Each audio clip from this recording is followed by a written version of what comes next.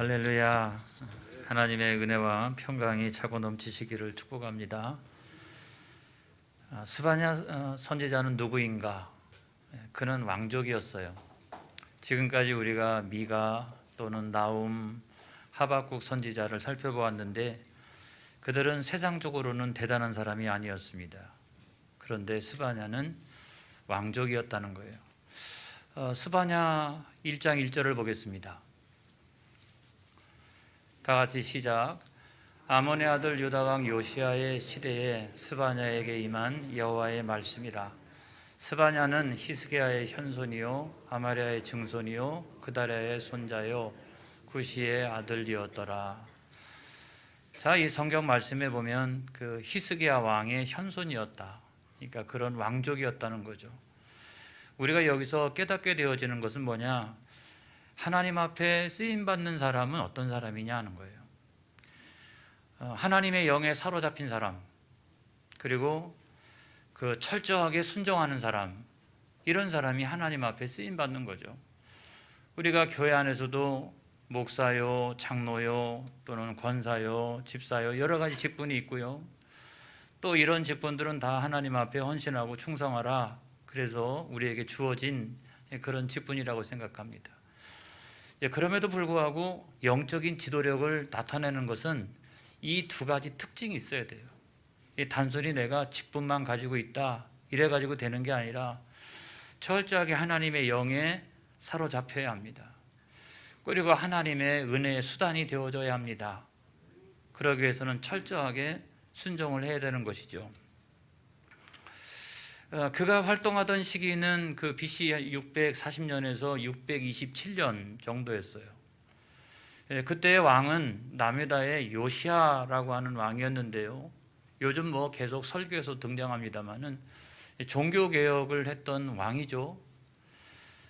이분은 8살에 왕위에 올라서 39살에 일찍 죽었어요. 그리고 통치기간이 그 사이에 한 31년 정도 되는데 그 통치 기간은 짧아서도 한 일은 많아요. 그래서 철저하게 우상을 타파하고 성전을 열심히 수리하고 또 그 성전을 수리하다가 율법책을 발견하게 되고 그 율법책을 읽어보니까 우리의 죄가 얼마나 많은지 말이죠. 우리가 오늘날 그 이방 나라들로부터 침략을 당하고 있는, 그런 어려움을 당하고 있는 본질적인 이유가 우리가 하나님 앞에 온전하지 않기 때문에 그렇다. 우리는 언약 백성이기 때문에 철저히 하나님 말씀으로 돌아가야 한다. 이것이 그분의 결론이었어요. 그래서 성경을 쭉 읽어 나가면서 그동안 회복하지 않았던 절기라든지 그런 것들을 꼬박꼬박 지켜나가기 시작했고요. 그래서 그분이 가장 이렇게 활성화시킨 것이 뭐냐고 하면 유월절이에요. 유월절을 아주 성대하게 그렇게 했다는 거죠. 말씀의 생활하죠. 오늘이 종교개혁주일 아닙니까? 종교개혁의 첫 번째 정신이 뭐냐? 오직 성경인 거죠. 그러니까 종교개혁의 시작은 하나님의 말씀에서 시작되는 거예요. 오직 언약, 오직 말씀, 오직 성경, 이것이 모든 종교개혁의 시작이 되어져야 합니다. 그래서 우리가 신앙을 개혁하고 교회를 개혁하는 데 있어서 다른 개혁의 도구들이 들어와서는 안 돼요. 오직 성경이, 오직 하나님이 우리에게 주어주신 그 언약이, 그 말씀이 우리를 개혁시켜 나가는 표준이 되어져야 되고 그것이 도구가 되어져야 될 줄로 믿습니다. 할렐루야. 그렇게 이제 막 종교개혁을 일으키는데 백성들이 안 따라오는 거예요. 요시야의 종교개혁은 유다의 역사 가운데서 보면 마지막 불꽃이었거든요. 그런데도 백성들이 안 따라와요. 하나님이 마음이 급하셔가지고 그때 여러분 집중적으로 그 선지자들을 보내주세요.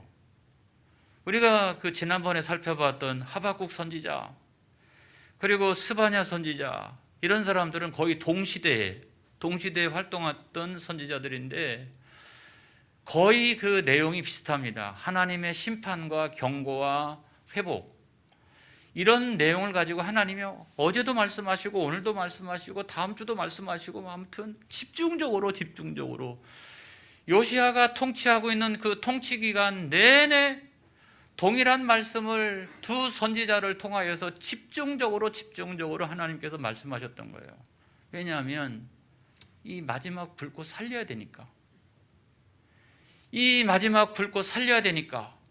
이거를 살리지 못하면 남유다도 결국 멸망을 당하게 되어져 있으니까 하나님 막 집중적으로 선지자 보내주시고 비슷비슷하고 똑같은 말씀을 계속적으로 그냥 말씀하셨던 거예요. 문제는 이 이스라엘 백성들이 마이동풍이었다는 거죠. 너는 이야기해라, 나는 안 듣겠다. 그러면서 얼마나 우상을 많이 섬겼든지 바알이라든지 아세라는 우리가 보통 섬기는 거고, 말감이라고 하는 또 다른 이름으로는 밀곰이라고 하는 신도 섬기고, 또 그 신을 섬기는 이상한 선지자들도 이렇게 제사장들도 그렇게 있었고요. 1월 성신까지 다 섬기기 시작했습니다. 그러면 안 된다고 이게 마지막 기회라고 그렇게 외쳤건만 마이동풍이었죠. 그래서 결과적으로 스바냐 1장 6절에 있는 말씀을 보겠습니다. 다 같이 시작. 여호와를 배반하고 따르지 아니한 자들과 여호와를 찾지도 아니하며 구하지도 아니한 자들을 멸절하리라. 이 예언이 있은 지 꼭 40년 만에 BC 587년 그때에 남유다는 멸망을 당합니다. 그게 왜 멸망을 당했을까? 종교개혁에서 실패했기 때문에 그래요. 그러니까 멸망을 당한 거예요. 스바냐 선지자의 예언의 모든 핵심은 하나님의 심판과 회복에 있었습니다. 이걸 그냥 계속적으로 외쳐대는 거예요. 자, 종교개혁이 실패했습니다. 그러니까 하나님의 심판을 받을 수밖에 없습니다. 그래서 그들은 바벨론의 포로로 끌려가서 70년 동안 포로 생활을 하기 시작했습니다. 70년 정도가 지났을 때 이들에게 구원의 여망이 있었느냐? 이들에게 과연 우리가 돌아갈 수 있으리라고 하는 생각을 했었느냐? 여러분, 그렇지 않습니다. 그들에게는 캄캄하고 구원의 여망이 별로 없었어요. 오직 선지자들을 통한 하나님의 말씀만이 너희들은 돌아가게 될 것이다. 너희들은 회복되게 될 것이다. 하나님의 말씀만이 선지자의 입술을 통해서 울려 퍼졌지, 일반 백성들의 마음속에서는 우리는 못 돌아갈 거야. 우리는 여기서 살게 될 거야. 우리는 여기서 살다가 멸망당하게 될 거야. 그렇게 생각했는데 나중에 하나님께서 그 수많은 사람들 가운데 약 한 5만 명 정도 되는 사람들을 데리고 나오십니다. 종교개혁이라고 하는 것은 우리들에게 있어서 기회와 같은 것입니다. 그 기회를 발로 딱 차버리고 나면 그 기회가 없어지는 거예요. 그래서 멸망이 우리에게 다가오는 거예요. 그럼에도 불구하고 아무도 구원의 여망이 없다라고 생각했던 그 찰나에 하나님께서는 그 일부의 사람들을 데리고 나오십니다. 무슨 얘기예요? 종교개혁은, 아래로부터의 종교개혁은 실패했잖아요. 그 종교개혁이 안 되니까 하나님께서는 위로부터의 종교개혁을 일방적으로 해서 이들을 심판하시고 이들을 회복시켜 주셨어요. 저는 이걸 보면서 구원이라고 하는 것은 절대로 사람으로부터 나오지 않는다. 구원이라고 하는 것은 절대적으로 사람으로부터 나오지 않는다. 구원은 철저히 하나님의 은혜다. 하나님의 은혜적인 사건이다. 구원이 시작되는 것도 하나님의 은혜요, 구원이 완성되어지는 것도 하나님의 은혜다. 하나님의 은혜가 아니고서는 우리 같은 사람이 어떻게 구원받을 수 있으랴. 그래서 여러분, 종교개혁의 두 번째 정신은 오직 은혜입니다. 오직 하나님의 사랑이고요, 오직 하나님의 긍휼하심입니다. 우리가 그 어떤 걸 가지고 자랑할 수 있을까요? 선민이라고요? 조상의 덕이 있다고요? 행위가 있다고요? 나는 그래도 이만큼 공로가 있는데요? 이런 걸 가지고 우리가 구원받을 수 있는 것이 아니에요. 철저히 하나님의 은혜, 그 가히 없는 하나님의 은혜, 그 하나님의 은혜로 말미암아 우리가 구원을 받았다면 우리는 다른 그 어떤 것을 가지고 자랑해서는 안 됩니다. 그저 우리는 헌신하고 충성할 뿐이지, 하나님 그 은혜가 너무 감사하니까 내가 시간을 드리고 물질을 드리고 내 온몸을 들여서 그 은혜의 아주 일부분이라도 나는 갚아나가는 그런 인생을 살아가겠나이다. 그것이 헌신과 충성이 아니겠느냐 하는 생각이 듭니다, 여러분. 그래서 70년 동안 철저히 이들은 깨지고 그들의 아주 일부분만 돌아옵니다. 돌아온 사람들은 무엇이 달라졌을까요? 돌아온 사람들은 무엇이 달라졌을까요? 그 심판의 과정을 통해서 이들은 무엇이 달라졌을까요? 성경에 보니까 가장 먼저 달라진 것은 입술이 달라졌어요. 할렐루야, 입술이 달라졌어요. 스바냐 3장 9절에 있는 말씀을 보겠습니다. 다 같이 시작. 그때 내가 여러 백성의 입술을 깨끗하게 하여 그들이 다 여호와의 이름을 부르며 한 가지로 나를 섬기게 하리니. 그 하나님의 심판의 그 과정을 통해 가지고 돌아온 이 사람들은 그 이전보다, 끌려가기 전보다 나중에 돌아온 사람들이 뭐가 달라졌느냐고 봤더니 입술이 달라졌어요. 입술이 깨끗해졌어요. 그 전에는 하나님 아무리 말씀하셔도 소용없었어요. 마이동풍이고 그냥 비방하고 조롱하고 막 욕지거리하고 그런 입술이었는데, 그런 입술이 하나님의 심판의 과정을 통해서 철저하게 깨지고 나니까 그 입술이 어떤 입술이 되어서 돌아왔다? 나중에 하나님을 섬기는 입술이 되고 하나님을 찬양하는 그런 입술이 되어져서 돌아왔다는 거예요. 그래서 한 가지로 하나님을 섬기게 되었다는 거예요. 예전에는 막 이렇게 말하는 사람, 또 이렇게 말하는 사람, 별별 사람들이 다 있었는데, 이게 막 섞여져 있었는데 심판의 연단의 과정을 딱 밟고 나니까 다 똑같이 어떻게 해요? 그 하나님의 은혜를 찬양하고 같이 한 하나님을 섬기게 되고 그런 입술로 변화받는 역사가 일어났다는 거예요. 누가 하신 거예요, 여러분? 하나님이 하신 거예요.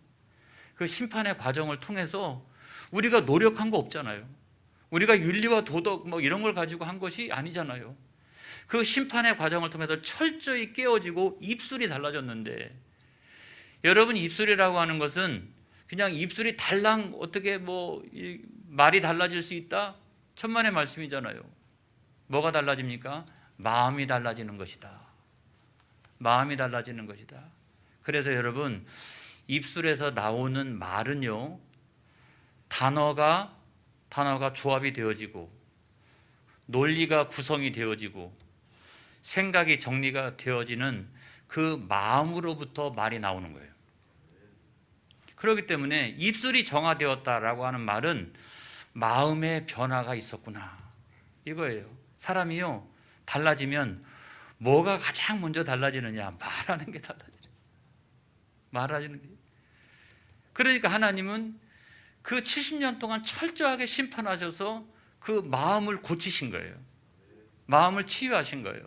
그래서 그들이 돌아와 가지고 입술이 달라졌다고요. 그 다음에 두 번째로는 뭐가 달라졌느냐? 교만함이 제거가 되었습니다. 스바냐 3장 11절에 있는 말씀을 보겠습니다. 시작. 그날에 내가 내게 범죄한 모든 행위로 말미암아 수치를 당하지 아니할 것은 그때 내가 내 가운데서 교만하여 자랑하는 자들을 제거하여 내가 나의 성산에서 다시는 교만하지 않게 할 것임이라. 이렇게 말씀하고 있어요. 우리가 수치를 당하는 것은 죄로 말미암음이거든요. 그 죄라고 하는 건 욕심으로부터 나오고 사람의 교만으로부터 나오는 거거든요. 그런데 하나님은 이 심판의 철저한 과정을 통해서 낮추신 거예요. 그 교만한 마음을 어떻게? 겸손한 마음으로. 내 마음속에 있는 교만한 마음을 제거해 주시고, 또 다 돌아온 것이 아니었잖아요. 한 200만 명 정도가 거기에 살고 있었는데 그 가운데도 한 5만 명 정도가 돌아왔어요. 모든 것을 다 내려놓고 아버지 섬기는, 성전이 있는 그곳으로 나는 돌아가리라. 철저하게 회개하는 마음으로 나는 돌아가리라. 여기에 나의 사업의 터전도 있고 여기에 내가 벌려놓은 일도 있는데 이거 다 내가 포기하고 돌아가리라 라고 했던 사람들은 뭐예요? 교만함을 내려놓고 겸손한 자들이 돌아올 수가 있었다는 거예요. 할렐루야. 이것을 믿으시기를 주의 이름으로 축원합니다.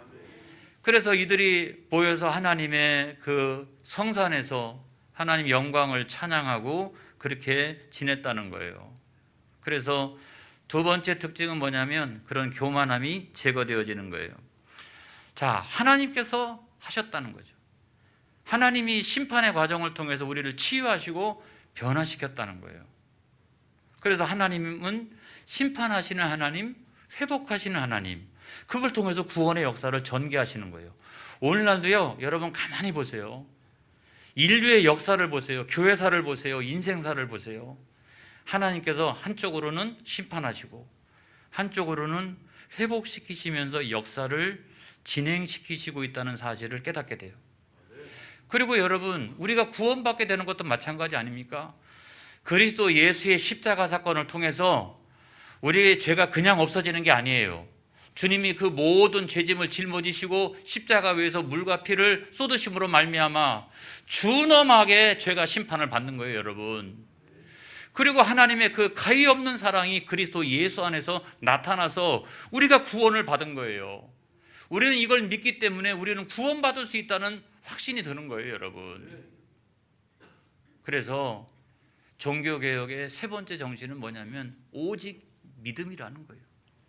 그 사실을 우리가 믿음으로 말미암아 우리는 구원을 받게 되는 것입니다. 그런 하나님을 철저하게 의지하고 그런 하나님을 철저하게 신뢰하면서 살아나가는 것이 신앙생활의 길 아니겠어요? 할렐루야. 여러분, 그렇게 해서 인류 역사는 하나님의 심판과 또는 하나님의 회복을 통해서 자꾸 남은 자가 생겨요. 구약 성경 잘 읽어보세요.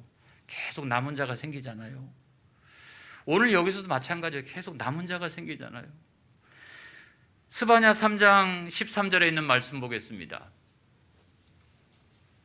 시작. 이스라엘의 남은 자는 악을 행하지 아니하며 거짓을 말하지 아니하며 입에 거짓된 혀가 없으며 먹고 놓을지라도 그들을 두렵게 할 자가 없으리로다. 저들이 돌아와 가지고 나중에 달라지는 한이 있더라도 적어도 심판받고 돌아왔을 때는 저랬다는 거예요.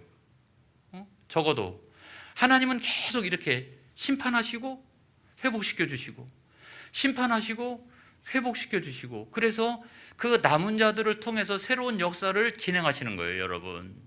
이걸 믿으시기를 주의 이름으로 축원합니다.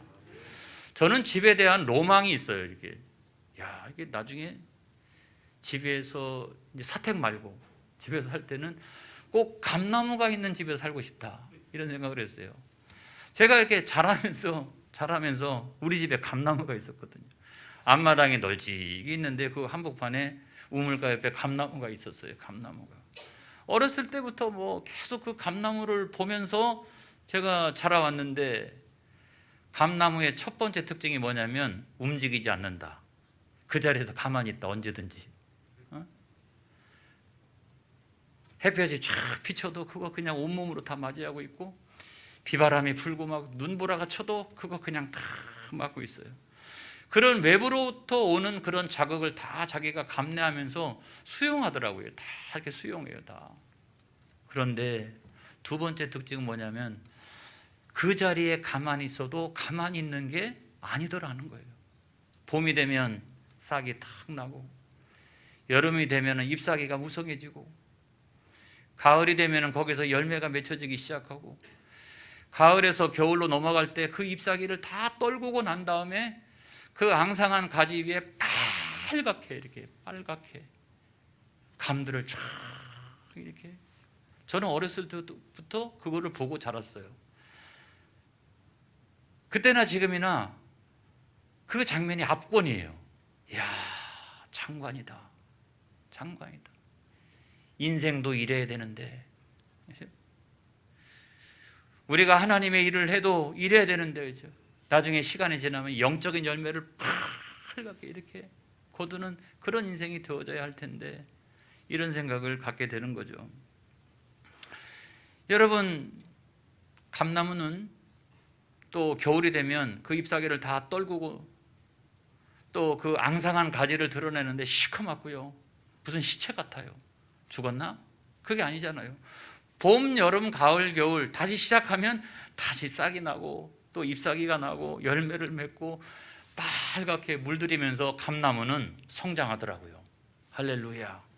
저는 이걸 보면서 하나님의 그 심판과 회복, 심판하시고 회복하시고 심판하시고 회복하시고, 이것과 감나무의 그것은 너무 비슷하다. 감나무가 모든 걸 다 버리고 다시 새 옷을 갈아입고 또 열매를 맺어가는 이 과정이 너무너무나 비슷하다 하는 생각을 해본 적이 있어요. 여러분, 하나님의 심판과 회복, 그 역사 가운데 여러분들은 반드시 남은 자가 되어지기를 축복합니다. 하나님의 곁을 다 떠나가도 여러분들은 다 남아있는 자가 되어지기를 바랍니다. 그리고 그리스도 예수 안에서 옛사람을 벗어버리고 새사람을 자꾸 입으면서 어떻게 영적으로 성장해가는 그런 사람이 되어지기를 바랍니다. 할렐루야. 그래서 계속해서 남은 자가 되는 거. 근데 남아있기만 하면 뭐예요? 자꾸 그리스도 예수로 옛사람 벗어버리고 새사람 입어서 영적으로 쭉 성장해 가는 것. 여러분, 이것이 종교개혁입니다. 할렐루야. 이것이 각 사람 마음속에서 일어나는 종교개혁이에요. 교회가 그래서 리폼드 처치라고 이야기하는 이유가 거기 있는 거예요. 교회는 갱신한다, 교회는 전진한다, 교회는 개혁한다 라고 하는 말은 그냥 형태가 달라지고 교회당 새로 어디 가서 뭐 더 멋있게 잘 짓고 이게 아니에요. 우리 각 사람 안에서, 우리 심령 안에서 이와 같이 계속 끝까지 믿음을 지키는 자로, 사람들은 다 타락해가고 세상을 쫓아가지만은 그래도 끝까지 믿음을 지키는 자로 남아있는 것과 내가 그리스도의 사람으로 날마다 새 사람이 되어서 성장해 가는 것, 여러분, 이것이 종교개혁의 본질이 아닐까요? 너무 신학적으로 얘기하니까 종교개혁이 너무 멀어요. 그렇지만 우리 안에 각자에서 일어나는 종교개혁은 바로 이것이라고 생각을 하는 거예요. 여러분, 이런 종교개혁이 일어나기를 주의 이름으로 축복합니다. 오늘 성경 말씀해 보니까 칭찬과 명성을 얻는 사람, 칭찬과 명성을 얻는 교회가 있더라고요. 야, 이런 사람들은 어떤 사람들이지? 다른 게 아니에요. 이 두 가지 역사가 일어나는 사람들, 이 길을 가는 사람들, 그런 사람들이 칭찬받고 명성을 얻는 거예요. 여러분, 그 길을 가는 사람은요, 영적인 기쁨이 있어요. 제가 이 말씀을 드리려고 그러는 거예요. 스바냐 3장 14절에 있는 말씀 보겠어요. 시작. 시온에 따라 노래할지어다, 이스라엘아 기쁘게 부를지어다, 예루살렘 따라 전심으로 기뻐하며 즐거워할지어다. 할렐루야. 여기서 이야기하는 시온의 딸이나 이스라엘이나 예루살렘 딸은 다 똑같은 말이에요. 하나님 나라, 하나님의 백성들이죠. 그렇죠? 하나님의 백성들이잖아요.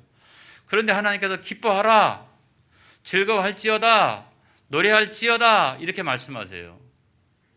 왜 그럴까요? 하나님이 그렇게 끝까지 남은 자가 되기 위하여 몸부림치며 신앙적인 결심을 가지고 살아가며 내가 끊임없이 어떻게 그리스도 예수의 사람으로 새 옷을 입고 성장해가는 그런 사람들 속에 하나님께서 격려하시는 거예요. 노래할지어다, 즐거워할지어다, 기뻐할지어다.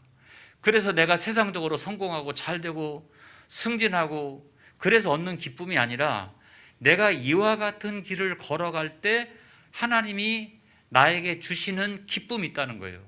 그 기쁨은 하나님의 격려예요. 이상하게 기쁘죠. 그죠? 뭐가 잘 안 됐는데도 불구하고 이상하게 감사하고 행복하고 막 즐겁고 이런 날이 있잖아요. 왜 그럴까요? 그거는 하나님이 성령 안에서 내 안에 들어오셔서 나에게 기쁨을 창조하시고 즐거움을 창조하시고 노래가 막 나의 입술을 통해서 나오도록 역사하시는 하나님의 격려다. 너희 길 잘 가고 있구나. 너희 길 잘 가고 있구나. 노래할지어다, 즐거워할지어다, 기뻐할지어다. 그러면서 우리가 스바냐서에서 가장 유명한 본문이 그 다음에 또 나옵니다. 여러분, 하나님이 그런 우리를 바라보시면서 기뻐하신다. 이걸 믿으시기를 바랍니다. 스바냐 3장 17절에 있는 말씀입니다. 스바냐서를 읽을 때 가장 많이 읽는 성경 구절이 바로 이 3장 17절이에요. 시작. 너의 하나님 여호와가 너의 가운데에 계시니 그는 구원을 베푸실 전능자이시라. 그가 너로 말미암아 기쁨을 이기지 못하시며 너를 잠잠히 사랑하시며 너로 말미암아 즐거이 부르며 기뻐하시리라 하리라. 그런 막 변화의 과정과 영적 성장을 막 해나가고 있는 성도를 보면서, 그런 성도를 보면서 하나님이 너무 기쁘셔가지고 뭘 한다? 춤을 추신다는 거예요. 할렐루야. 하나님 춤을 추신다는 거예요. 내 안에 영적인 기쁨이 있고 하나님이 우리 안에 일어나는 그런 영적인 변화와 종교개혁의 모습을 보면서 하나님께서 기뻐하시는 그런 사람들이 세상에서 나중에 꼭 보세요. 칭찬과 명성을 얻게 될 거예요. 그런 교회가 세상에서 칭찬받고 명성을 얻게 되는 거예요. 나머지 교회들은요, 점점점 쇠퇴하여져 가요. 그런데 그와 같은 영적인 변화와 종교개혁이 끊임없이 일어나는 개혁교회들이 계속해서 성장해 가요. 옛날에는 유명했던 교회들이 오늘날에는 별거 아닌데 새로운 교회들이 막 일어나요. 왜 그럴까요? 그 새로운 교회는 뭡니까? 그 새로운 교회는 아니라는 거예요. 이런 영적인 변화가 막 그 교회 안에서 일어나니까 하나님이 그 교회를 귀하게 사용하여 주시고 새롭게 칭찬받게 하시고 명성을 얻게 하신다는 거예요. 저는 여러분 여기서 만족하지 않습니다. 우리 교회가 부흥하고 성장하게 될 줄로 믿습니다. 칭찬받는 교회가 될 줄로 믿습니다. 명성을 얻는 교회가 될 줄로 믿습니다. 그런 교회가 반드시 될 거예요. 그런데 그런 교회가 되기 위해서는 우리 안에 그와 같은 영적인 변화들이 있어야 한다는 거예요. 오늘 말씀의 결론입니다. 여러분, 스바냐 3장 20절에 있는 말씀 보겠어요. 다 같이 시작. 내가 그때에 너희를 이끌고 그때에 너희를 모을지라. 내가 너희 목전에서 너희의 사로잡힘을 돌이킬 때에 너희에게 천하 만민 가운데서 명성과 칭찬을 얻게 하리라. 여호와의 말이니라. 할렐루야. 우리 교회가 그런 교회가 되어지기를 바랍니다. 여러분들이 그와 같은 성도가 되어지기를 축복합니다. 할렐루야. 기도하겠습니다.